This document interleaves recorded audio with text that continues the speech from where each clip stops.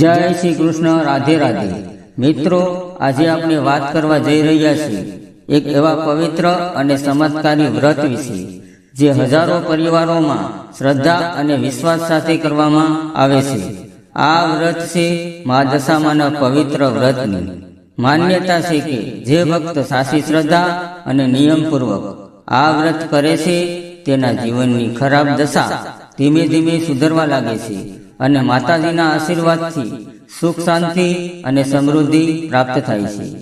આજના ખાસ વિડીયોમાં આપણે જાણીશું કે 2026માં દશામાનું વ્રત ક્યારથી શરૂ થશે, ક્યારે પૂર્ણ થશે, પૂજા વિધિ શું છે, કયા નિયમોનું પાલન કરવું જોઈએ, ઉપવાસમાં શું ખાવું અને શું ન ખાવું જોઈએ, તેમજ વ્રતનું મહાત્મ્ય શું છે. તો વિડીયો અંત સુધી જરૂર જોતા રહેજો. જો વિડીયો ગમે તો એક લાઈક જરૂર કરજો. ચેનલ પર નવા આવ્યા હોય તો સબસ્ક્રાઇબ કરજો અને કોમેન્ટમાં જય દશામાં જરૂર લખી દેજો. તો મિત્રો, આજનો વિડીયો શરૂ કરીએ. તો જુઓ, વર્ષ 2026માં વ્રતની શરૂઆત 12 ઓગસ્ટ 2026 બુધવારના રોજ અષાઢ વદ અમાસથી થશે.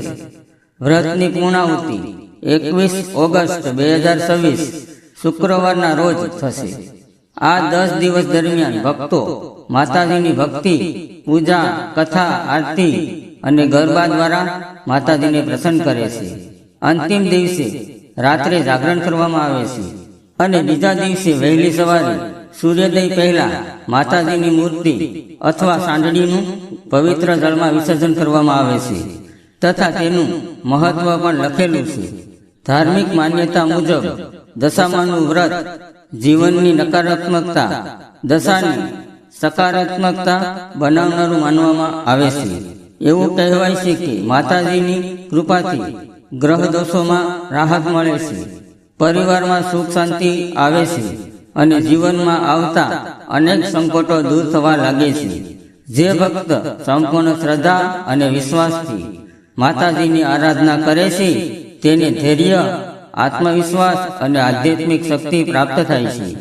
દશામાનું વ્રત અષાઢ વદ અમાસથી શરૂ થાય છે. સવારે વહેલા મુહૂર્તમાં ઉઠીને સ્નાન કરવું, ઘર અને પૂજાસ્થાન સ્વસ્થ રાખવું, માતાજીની મૂર્તિ અથવા માટીની સાંડળીની સ્થાપના કરવી, ધૂપ, દીવો, કંકુ, ચોખા, ફૂલ અને પ્રસાદ અર્પણ કરવો, દશામાની કથા સાંભળવી અથવા વાંચવી, આરતી અને થાળ કરવો, શક્ય હોય તો સવારે અને સાંજે એક જ સમયે નિયમિત પૂજા કરવી. અને ઉપવાસમાં શું કરવું? તો દરેક વ્યક્તિ પોતાની તાકાત પ્રમાણે વ્રત કરી શકે છે. કેટલાક ભક્તો 10 દિવસ ઉપવાસ રાખે છે, કેટલાક એકટાણું કરે છે, કેટલાક ફરાળી આહાર લે છે. જો સ્વસ્થ અનુમતિ ન આપે તો શરીરને નુકસાન પહોંચાડી એવો ઉપવાસ કરવો જરૂરી નથી. શ્રદ્ધા અને નિયમ સૌથી મહત્વના છે અને વ્રત દરમિયાન કયા નિયમોનું પાળવા? દરરોજ સમયસર પૂજા કરવી, માતાજીનું નામના સ્મરણ કરવું, ખોટું બોલવું નહીં, કોઈનું અપમાન કરવું નહીં, લડાઈ ઝઘડાથી દૂર રહેવું, ક્રોધ ઉપર નિયંત્રણ રાખવું, શક્ય હોય તો સ્વાસ્થિક ભોજન કરવું, દાન અને સેવા કરવાની ભાવના રાખવી, ઘરે આવતા જરૂરિયાતમંદ વ્યક્તિને શક્ય હોય તેટલી મદદ કરવી. દશામાનો દોરો વ્રત દરમિયાન ધારણ કરેલો દોરો સાચવી રાખવો. જો કોઈ કારણોસર દોરો તૂટી જાય અથવા નીકળી જાય તો માતાજીને પ્રાર્થના કરીને ક્ષમા માંગવી અને ફરીથી શ્રદ્ધાપૂર્વક ધારણ કરવો. જાગરણનું મહત્વ: દશમના દિવસે રાત્રે ભજન, કીર્તન, આરતી અને માતાજીના ગુણગાન સાથે જાગરણ કરવામાં આવે છે. માન્યતા છે કે આખી રાત માતાજીના સ્મરણમાં વિતાવવાથી વિશેષ ગુણ પ્રાપ્ત થાય છે. ત્યારબાદ બીજા દિવસે વહેલી સવારે વિધિપૂર્વક વિસર્જન કરવામાં આવે છે. સ્ત્રીઓ માટે ખાસ માહિતી: જો વ્રત દરમિયાન માસિક ધર્મમાં આવે તો ઘરના અન્ય સભ્યો દ્વારા પૂજા કરાવી શકાય છે. વ્રતનો સંકલ્પ ચાલુ રાખી શકાય છે, પરંતુ પરંપરા મુજબ પૂજાની વિધિ અન્ય સભ્ય દ્વારા કરાવવામાં આવે છે. પરિવારની પરંપરા અથવા જાણકાર પુરોહિતના માર્ગદર્શન મુજબ આ બાબતમાં નિર્ણય લેવો યોગ્ય રહેશે. વ્રત કેટલા વર્ષ કરવું? ઘણા પરિવારોમાં આ વ્રત સતત 10 વર્ષ સુધી કરવામાં આવે છે. કેટલાક પરિવારો પોતાની પરંપરા અનુસાર 5 વર્ષ સુધી પણ કરે છે. વ્રત પૂર્ણ થયા પછી ઉજવણું કરીને માતાજીની કૃપા બદલ આભાર વ્યક્ત કરવામાં આવે છે.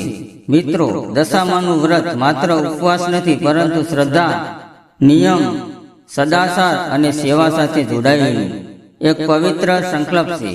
જો આપણે નિષ્ઠાપૂર્વક માતાજીની ભક્તિ કરીએ, સારા વિચારો રાખીએ અને સારા કર્મ કરીએ, તો જીવનમાં સકારાત્મક પરિવર્તન અનુભવાય છે.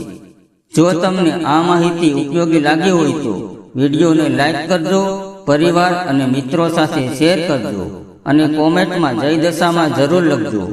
આવનારા વિડીયોમાં આપણે દશામાના વ્રતની સંપૂર્ણ કથા, આરતી અને પૂજા વિધિ પણ લઈને આવીશું. ફરી મળીશું નવા ધાર્મિક વિડીયોમાં. ત્યાં સુધી આવજો. જય શ્રી કૃષ્ણ, જય દશામાં.